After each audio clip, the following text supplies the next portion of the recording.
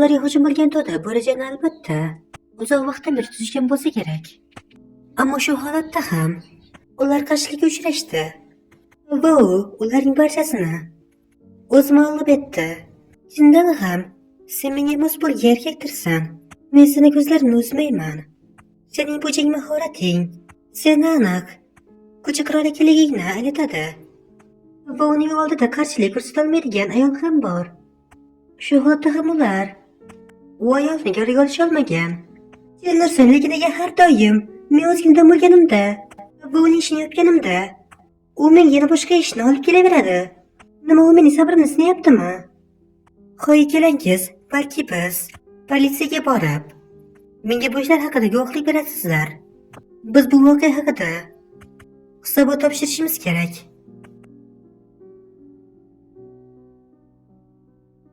Qiyin.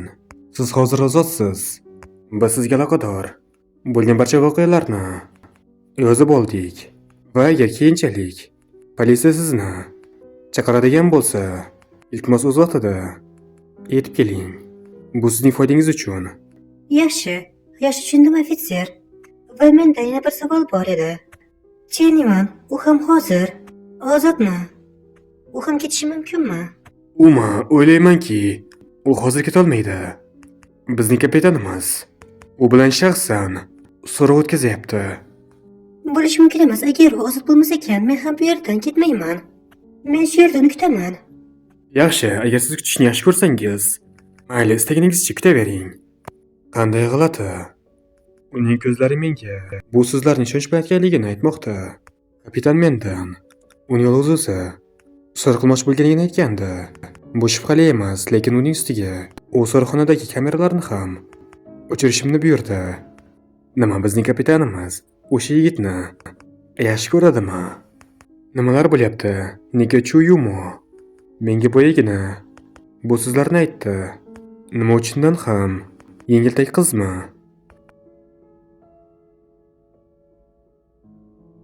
Hoy, qani bo'la qol. Biror nima yeb ol. Kim o'ylabdi deysiz? Odamlar siz kabilarni qattiq qo'lda bo'lishadi, ammo siz boshqachasiz. Menga bemalol ishonishing mumkin. Chuyumoning munosabati +5. Hozirdagi holat 50. Bu ofitser Chuyumo oddiygina olib kelgan ovqatni yeyish, u bilan munosabatimni ko'tardimi? Bu ayol bilan til topish juda ham oson. Demak, men uning qalbiga yaxshigina kirib borishim kerak. Ofitser-chu, bilib turganingizdek, men bu yerda jabrlanuvchiman. Va men aytishim kerakki, qo'limdagi bu kishanlar bular menga to'g'ri kelmaydi. Demak, shunday qilib, endi siz meni ozod qilasizmi? Sen chindan ham shunday o'ylaysanmi? Lekin unutma, sen jabrlanuvchi bo'lsang ham, sen to'qnashuvda bir kishining hayotini olgansan. Va shu bilan birga, sening Kenbin Hui bilan qanday aloqalaring bor?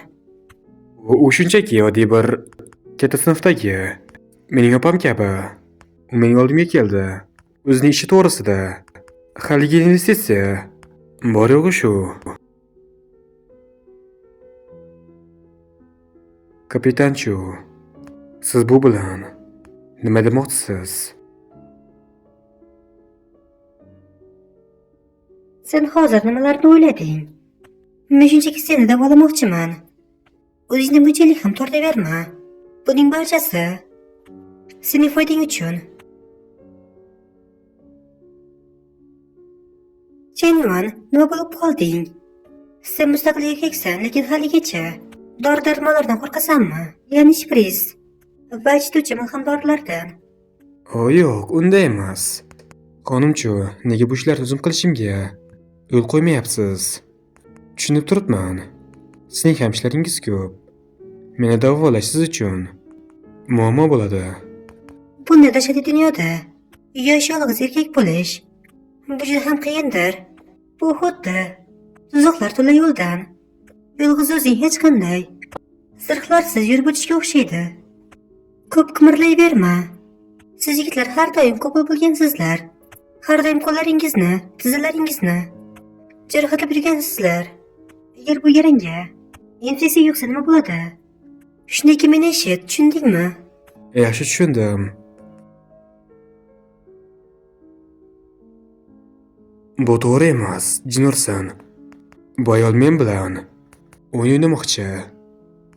Bu eng ko'p tarqalgan. Ayollarning hiylasi. Ular sen kuchli ekanligingni aytishadi. Senga qiyin ekanligini aytishadi. Va ular seni qidirishni ham aytishadi. Bu sening yuragingda hissiyotlar to'lqinini boshlab yuboradi. Va sen qizni yoqtirishni boshlaysan. Ammo keyinchalik uning orqasidan yurganingda u seni uzoqlashtiradi va sening sirtlaring bilan o'ynashni boshlaydi.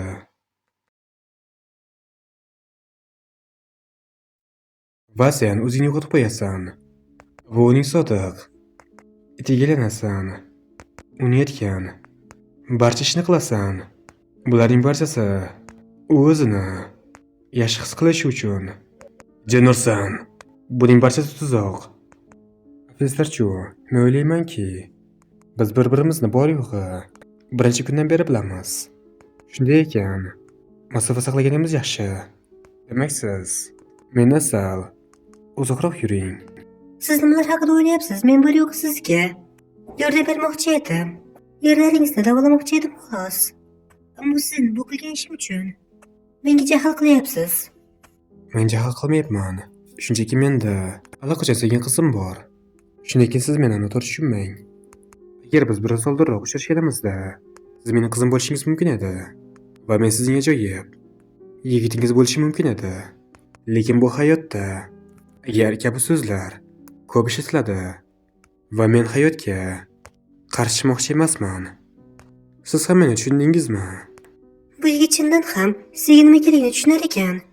U haqiqiy sevgisi uchun kurashishga tayyor. Jangchidir. Yo xudoyim. Menga aynan shu turdagi yigitlar yoqadi.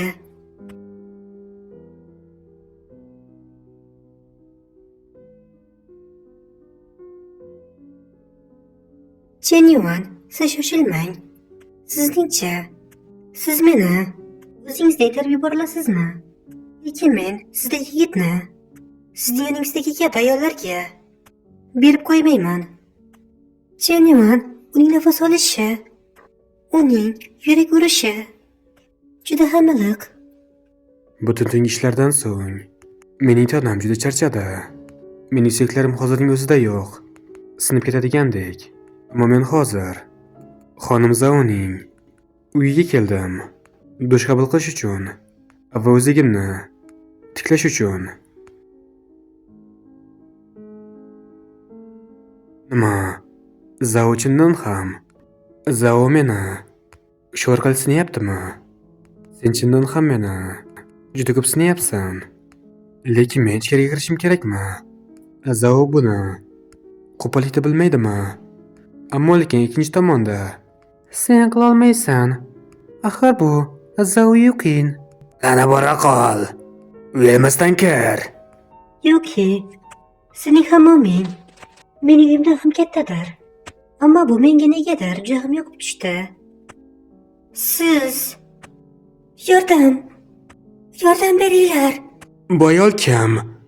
Va o'zi Yuqinning uyida nimalar qilyapti? Men endi turmushga chiqa olmayman. Axir u mening butun tanamni ko'rdi. Sen hoziroq uni asalni yig'lama. Bu katta muammo ham emas. Bu shunchaki tushunmovchilik. Yo'q, keyinchalik. Nima uchun shuni bilganini menga tushuntirib bera olasanmi? Ammo lekin hozir men uyini olishim kerak. Qanday yuzsiz yigit? U mening butun tanamni ko'rdi. Va mendan hattoki kechirim ham so'ramadi. Yuki, sening bu yigit bilan qanday aloqalaring bor? Zao Yuqining eng yaxshi do'sti Qiyan Mengmeng.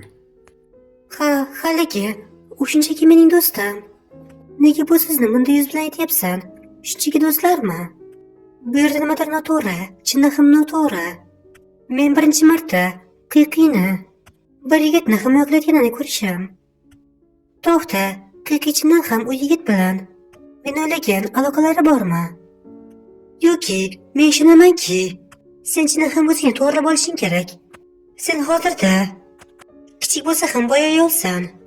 Ammo sen bu kabi alfons bo'lgan yigitlar bilan gaplashib yurmasliging kerak. Kim senga bu yigitni alfons deb aytdi? Yoki o'zingga qara.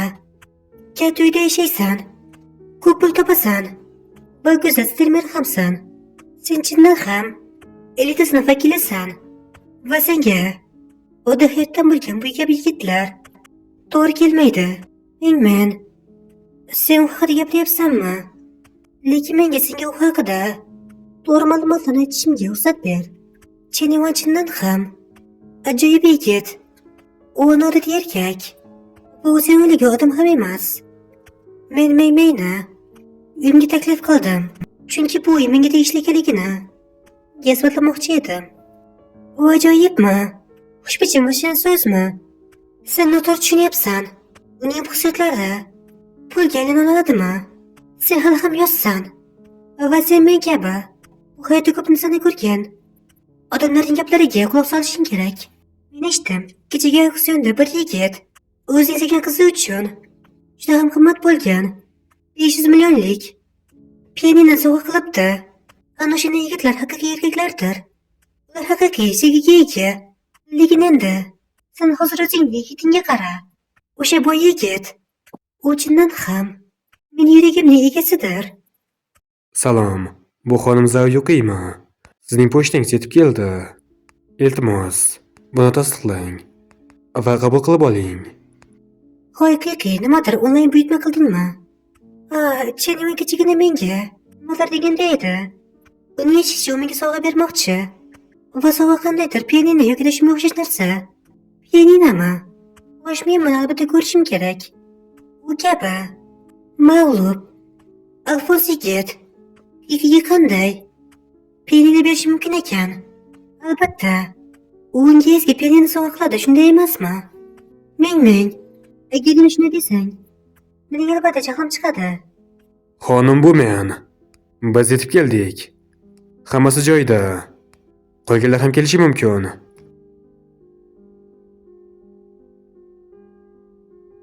Bularning barchasi juda noodatiy va bularning barchasi oddiygina pianinoni yetkazib berishmi? Nima bu o'sha afsonaviy Qin Shi Huang yuychalgan pianinomi? Imperatorning o'zi unda shug'ullanganmi? Chindan ham o'zi Chenivan menga nima sotib oldi ekan? Bu pianino chindan ham juda ham qimmatlimi?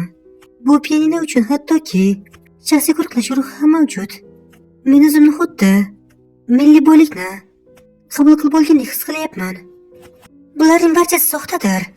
U shunchaki arzon aktyorlarni yollagan va o'zining sovg'asini qimmatli ko'rsatish uchun bu hodisalarni senga namoyish qilgan. Men ko'rishni istayman. Xo'sh, uning sovg'asi qanday ekan? Jinursan, yo xudoyim, qanday yorqin.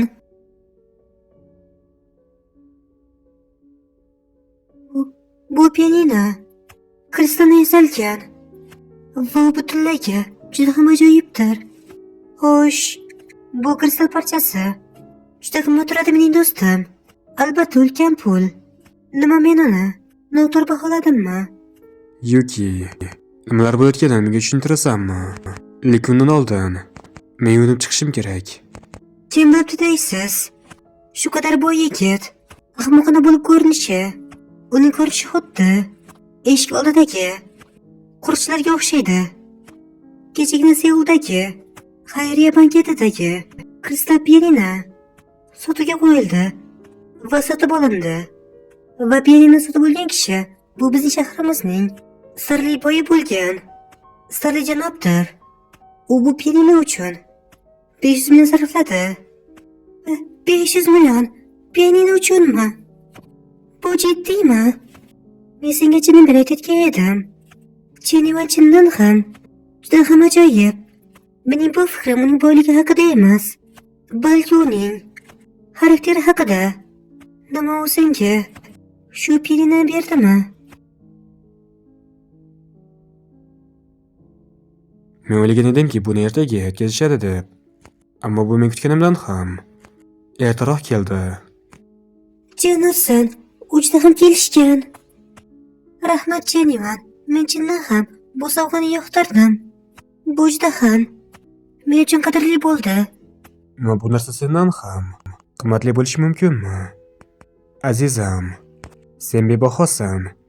Sen mening yuragimdagi marvarisan.